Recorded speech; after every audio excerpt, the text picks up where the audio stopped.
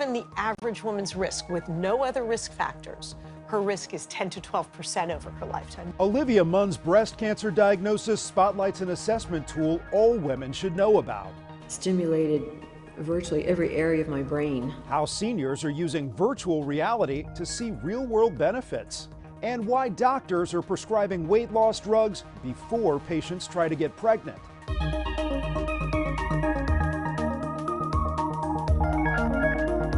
Welcome to Eye on Health, where we focus on stories that affect your physical and mental well-being. I'm Bradley Blackburn. Just over 4 years ago, on March 13, 2020, the Trump administration declared COVID-19 a national emergency. Since then, more than 1.1 million Americans have died from the virus, and it's still one of the leading causes of death, including for children. A recent study estimates millions of children are also suffering from long COVID.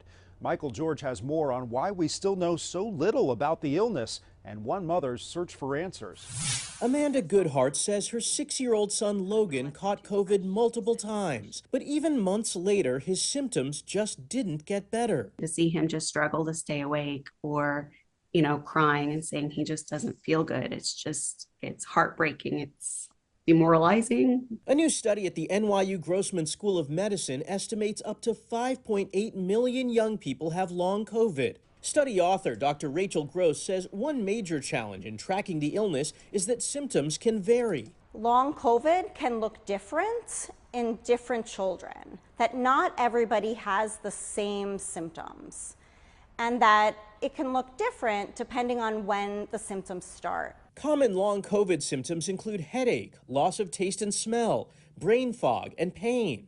Logan has also been dealing with circulatory and GI problems, and he gets tired even from things like standing in line. His mom says they've tried multiple treatments with only moderate improvement. It's terrible. There's nothing worse than, seeing your child go through something that you can't fix. The research also shows long COVID can raise the chances of a child developing type 1 diabetes, and it can even be deadly, leading to multi-system inflammatory syndrome in children. This study was urgently needed because there are so many questions that need to be answered about pediatric long COVID. The Goodharts hope more attention is given to studying long COVID so more effective treatments can be found. Michael George, CBS News, New York. The number of measles cases continues to grow around the country, with new cases being identified in California and at a migrant shelter in Chicago. A team of experts from the CDC is now in the Windy City to try to help manage the outbreak there. Health officials are identifying people who may be at risk of getting sick and working to vaccinate those who need it. Thankfully, many of the individuals that are at the shelter have been vaccinated, but similar to what many people have faced in the pandemic, may have missed their regular health visits and may have missed opportunity for vaccine and may not be completely vaccinated. Dr. Susan Bleasdale is the Chief Quality Officer with University of Illinois Health. Measles is very contagious. It is spread through the air, and it is something that those that are close to someone with measles that are vulnerable and not protected by vaccination, somewhere around 90% of the people that are exposed to it will develop measles. According to the CDC, with 2 doses, the measles vaccine is 97% effective at preventing infection. Millions of Americans are living with some type of brain injury. A resulting disorder known as aphasia makes even simple tasks like speaking challenging. It's been in the news recently. Bruce Willis and Wendy Williams have both been diagnosed with the condition, but many sufferers don't get treatment that can help. Jared Hill introduces us to a group working to help retrain brains across the country for free. Now we're going to get to the harder words, okay? This basic reading lesson. Fahrenheit. Okay, say after me. Height. That's right. Perfect. Is a lifeline for Adrian Morales. Nearly 10 years after a stroke left the one-time accountant a completely different man. When it happened, I couldn't. Yeah, it was kind of scary, and then I couldn't talk. He's one of an estimated 2 million Americans living with a brain disorder called aphasia, gaining in notoriety since the diagnoses of Bruce Willis and Wendy Williams. It's really damage to the brain in the language area, and it can happen from a stroke, a traumatic brain injury, brain cancer. Virginia Hill is a speech and language pathologist who volunteers with the International Aphasia Movement. We're working on neuroplasticity. That means different areas of the brain opening up. So with a lot of repetition, people can relearn some of the skills that they lost. The organization provides people like Adrian with free therapy, in person, online, in groups, and in multiple languages. You all are here trying to fill a gap or really kind of extend services and extend treatment beyond what insurance might provide. Yes, maybe you get 10 sessions or even 6 months, but people can be recovering over several years. Before I was awful, but these years I'm a lot better. Adrian says it's not just the treatment that's helped, but the support from the community he's gained. You can do better, and that's like me, that you have to keep trying. Encouraging him to always look forward. Jared Hill, CBS News, New York. Doctors are seeing more women turn to weight loss drugs ahead of pregnancy. Studies show being overweight can increase the chances of pregnancy complications like miscarriage and gestational diabetes. The FDA does not authorize the use of weight loss medications during pregnancy, and there's limited information on the drug's effects prior to conception. We do try to have people enter pregnancy at a healthier weight. Dr. Ilana Raymer-Bass is an assistant professor in the Division of Endocrinology, Diabetes, and Metabolism at Mount Sinai. She says the drugs are one tool that can be used with diet and exercise to reach a healthy weight. Before pregnancy, if you know a woman is trying to conceive, let's say in the next year or so, you can use the medication, stop about 2 to 3 months prior to trying to conceive, and have what we call a washout period, where the medication will be out of that woman's system by the time they conceive and have a pregnancy. A study from the March of Dimes found 34% of women of childbearing age are obese. That's more than 9 points higher than in 2011. The number of children in the U.S. with food allergies has been on the rise over the past 20 years. The journal Pediatrics estimates it's as high as 8% of all kids. And approximately 90% of all food allergies are caused by 8 foods, with eggs, milk, and peanuts being the most common for children. We spoke with Dr. Ruchi Gupta about what's behind the rise and what parents can do about it. She's the director of the Center for Food Allergy and Asthma Research at Northwestern University. So, Dr. Gupta, I think the data really confirms what a lot of parents intrinsically know, that more kids today are being diagnosed with food allergies. Is this something you're seeing in your own practice? Oh, absolutely. Yes. About 1 in 13 kids have a food allergy, about 2 in every classroom. So it's a lot of kids. And is this something that kids can outgrow over time or that can decrease in severity? Yeah, absolutely. So certain foods you can outgrow more frequently, things like milk and egg, wheat and soy, and then other foods like peanuts and tree nuts and shellfish and finfish, about 15 to 20% outgrow. So it's a little less, but yes, you can naturally outgrow your food allergy. Talk to me a little bit more about the preventive steps that parents can take, particularly when their children are infants or just starting solid foods.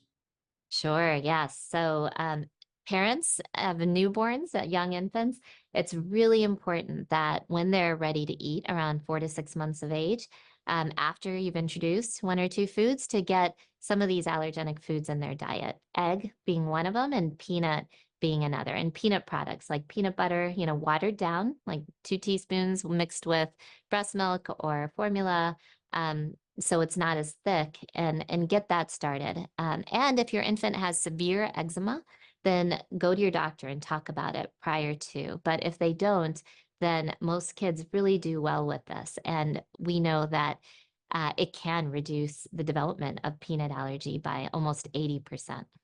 And how does it work nowadays to pinpoint exactly what's causing an allergy? Is it still oftentimes a skin test? Yeah, so when you get to the allergist, it'll do a skin prick test, maybe a blood test looking for that specific IgE, take a really good history of your reactions and what food you ate and what happened. They will do all of that. And then the gold standard is an oral food challenge where you really sit in a room and eat the food, but your allergist is prepared in case you have a reaction. Dr. Ruchi Gupta with Northwestern University, thanks for some good advice. Of course, my pleasure. There's an eye-opening survey about Americans' shut-eye, and it suggests many of us aren't getting quality sleep. Only about a third of people go to bed at the same time every night, but many are using aids like fans, blackout curtains, and alarm clocks with wake-up lights. Danya Backus has details on what you can do to get the best rest. A comfortable night's sleep varies from person to person. I stopped looking at my phone, and I do watch TV, so, put something like on a History Channel or something, just put you to sleep. I try not to be on my phone after like 10 p.m. Because the blue light really affects the way that I sleep. A survey from the American Academy of Sleep Medicine looked at how people prepare for bed. It found 29% read before bed, while 30% of Americans turn off their electronics. Well, that leaves 70% of us that don't. Dr. Seema Khosla is the medical director for the North Dakota Center for Sleep. We want to go through our endless scroll. We want to continue with Netflix. And so we wind up delaying our bedtime. And so then we're chronically sleep deprived. She says what you do to unwind plays a role in when and how you sleep. She recommends no electronics 30 to 60 minutes before bed and developing a consistent nighttime routine. When are you going to dim the lights in your home? When are you going to eat your final meal? When are you going to cut off your caffeine? When are you going to exercise? The study also looked at what people use to fall and stay asleep. Nearly half of Americans use a fan when they sleep, 39% use blackout curtains, and 20% use sleep masks. I have an eye mask. Okay, so completely dark for you. Yeah, and then a little bit of white noise. Dr. Khosla says making sleep a priority can ensure you get the suggested 7 to 9 hours of shut-eye each night so you can start the next day on the right side of the bed. Danya Backus, CBS News, Los Angeles. Coming up, why drinking too much soda may be bad for your heart, and doctors' orders for men to follow through with regular checkups.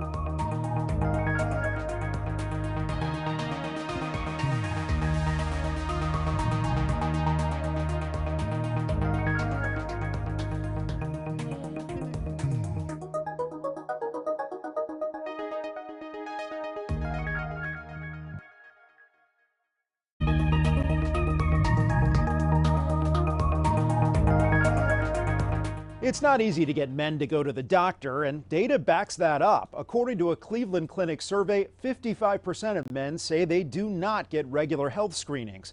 A young Minneapolis man whose own mother works in the medical field found out the hard way that ignoring symptoms can have real consequences.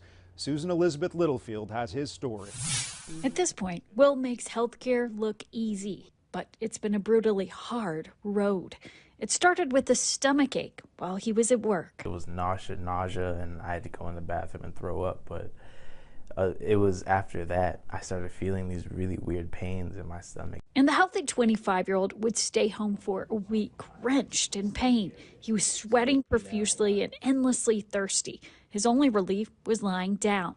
But still, he thought maybe it was a bad bug. His mom, who's seen a lot of sick people as a patient care coordinator, thought it was something worse. He didn't look like my child. He looks sick. He almost looked like he's on deathbed. I did not want to go to the hospital. I thought it was just like, oh, I'll be fine. And I said, no, we need to call the ambulance. And she was right. Will's body was failing. He had pancreatitis. The organ that's supposed to regulate the blood sugar was literally dying, and necrosis was setting in. With pancreatitis, sometimes you get this really aggressive inflammatory response. So he was, his heart was racing, and he was, spiking fevers on and off during his hospital stay. A stay that would last 5 long weeks, as Will was violently ill and lost 40 pounds. What do you want people to know after your experience? It's okay to be vulnerable. It's okay to tell people that you're in pain. Take my story, for example. I almost died. Not listening to my body and trying to be a tough guy, it's not worth it. Will learned another big lesson, too. Mama was right. Mm-hmm. She's always right. I gotta listen to her, Susan Elizabeth Littlefield, CBS News, Minneapolis. A new study found that consuming more than 2 liters of soda per week can increase the risk of an irregular heartbeat. Data published in the journal Circulation tracked more than 200,000 people in the UK. Those who drank roughly 6 cans of diet soda per week were 20% more likely to develop atrial fibrillation, also known as AFib. this is an association. This is not to say that the artificial sweeteners caused atrial fibrillation, but there's something there and something that we need to learn more about. Those who drank regular soda had a 10% increased risk. Cardiologist Dr. David Major says while the negative effects of sugar are well known, the benefits and risks of artificial sweeteners aren't so clear. My real take home in general is that I push everybody to drink and eat natural products, natural foods, and really avoiding anything artificial, really thinking about this from a holistic perspective. How can I improve my overall health by taking in real food and not artificial things? The study found people who drank 1 liter or less of fruit or vegetable juice every week decreased their risk of developing AFib by 8%. The Surgeon General has warned there's an epidemic of loneliness in the country, and the problem can be particularly acute for older Americans. But more senior living centers are using a surprising tool that can help connect people in a virtual world. I'm in the cockpit now, they're playing, huh? A little virtual reality is having positive effects in the real lives of older Americans. It brought back memories of my travels. In others, it brought back memories of my experience growing up on a farm. 17 senior communities around the country participated in the Stanford University study, spending short bursts of time in virtual reality. Nearly 80% of participants felt more positive, and about 60% said they felt less isolated. 83% said it was beneficial to their relationship with caregivers. You could be with a bunch of animals, you could be in Paris, you can be in a crowded orchestra. Professor Jeremy Bailenson is a co-author. What we found is that the magic of experience VR, how happy it makes people, just the novelty of these experiences, it improves people's mood, it gives them something to talk about. The study also showed that compared to other technology like cell phones, seniors preferred virtual reality as a more natural medium. Stimulated virtually every area of my brain, all the senses. One thing it's not meant to do is replace actual human interaction. We still need to think about the challenges of loneliness, and we still need to focus on interacting with our families. What VR does is it just gives you a spark, gives you something special to be excited about. Researchers are also investigating how the technology can be used for balance training. I enjoyed that, thank you. Seniors embracing the technology say they can't wait to see what comes next. After the break, how a risk assessment helped catch Olivia Munn's cancer. And we'll introduce you to a doctor whose own resilience inspires his patients.